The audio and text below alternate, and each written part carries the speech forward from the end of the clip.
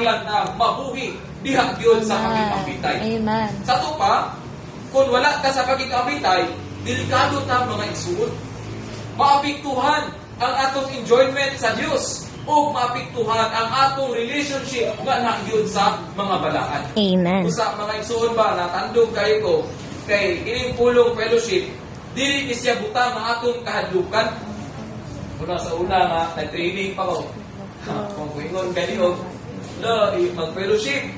Hala Lord, hadlukan yun sa tani. Pero yung mga igsuon, diha sa fellowship, doon na di ay pagpaagay sa kinabuhi na mahinungdan nga madasig ta o ma-expose ta sa itong kahimtang nga kabusta o nagkinahanglan ta sa sangkap sa atong Ginoo. Amen. Kung sa excerpt, kung dili ko nato makita nga mga masalanon ta, dili ta muduol sa Ginoo.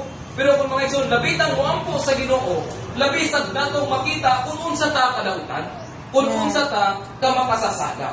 So that kana nga prayer mga igsoon, mo ni mag-usher nato nga labi pang muduol diha sa Ginoo ug mabuhi sa pakig-ambitay. Amen. Nga sa kanang practically speaking ba sa mga kanang gitawag nato sa praktikal nga kasinatian sa pisikal nga panginabuhi. Aron di ay nga kanang mabuhi ta, lang bitang malingkamot.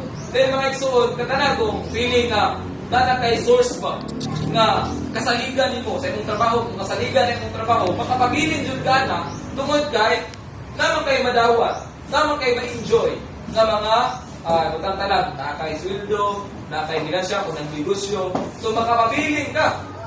Pero kung wala, kapiki, muhawa jud ka, mawala jud ka ng butakan. Then may son sa pagkikabitay, ingon usab ana, muna kung makapabilin ka sa fellowship, makapahimulos ta sa makanunayong pagsangkap sa atong Ginoo.